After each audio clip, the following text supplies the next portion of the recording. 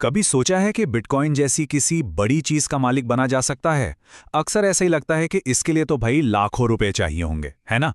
लेकिन क्या हो अगर ये पता चले कि अपनी अगली चाय के खर्चे में भी इस दुनिया का हिस्सा बना जा सकता है? चलिए पता लगाते हैं कैसे। सुनने में थोड़ा अजीब लगता है ना? कि 100 रुपए में जहां एक वक्त का ठीक ठाक खाना भी नहीं मिलता, वहीं दुनिया की सबसे बड़ी डिजिटल संपत्ति का एक छोटा सा टुकड़ा खरीदा जा सकता है। पर यह सिर्फ कोई कहने की बात नहीं है, ये आज की हकीकत है। आइए देखते हैं ये होता कैसे है। तो सबसे पहले बात करते हैं उस जादुई नंबर की, 100 रुपए। ये रकम सुनने में भले ही छोटी लगे, लेकिन ये इन्वेस्टमेंट की दुनिया में एक बहुत बड़ा दरवाज़ा खोल सकती है।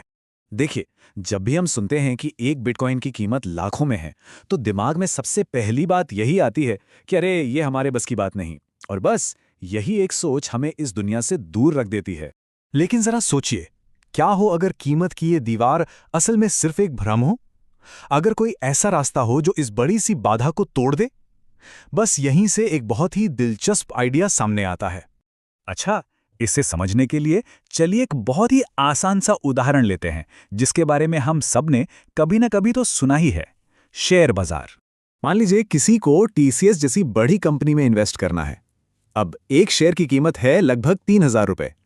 लेकिन क्या आप जानते हैं कि सिर्फ 10 रुपए से भी टीसीएस का हिस्सा बना जा सकता है?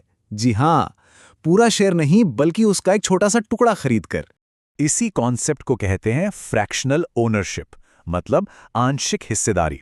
सोचिए, जैसे आप एक पूरा पिज्जा खरीदने के बजाय उसकी बस एक स्लाइस खरीदते हैं, बिल्कुल वैसे ही आप एक महंगे शेयर का एक छोटा सा हिस्सा खरीद लेते हैं। और इसका सबसे बड़ा फायदा क्या है? यही कि अब बड़ी से बड़ी कंपनियों में पैसा लगाने के लिए बहुत अमीर होने की जरूरत नहीं है। ये चीज इन्वेस्टमेंट को हर किसी की पहुंच में ले आती है। ठीक है, तो अब जब हम शेयरों का ये सिद्धांत समझ गए हैं, तो चलिए इसे क्रिप्टो करेंसी की इस रोमांचक दुनिया पर लागू करके देखते हैं। जैसा टीसीएस के शेयर के साथ होता है, ठीक वही लॉजिक बिटकॉइन पर भी लगता है। एक पूरा बिटकॉइन भले ही आज लाखों का हो, लेकिन सिर्फ 100 रुपए में भी उसका एक छोटा सा हिस्सा खरीदा जा सकता है।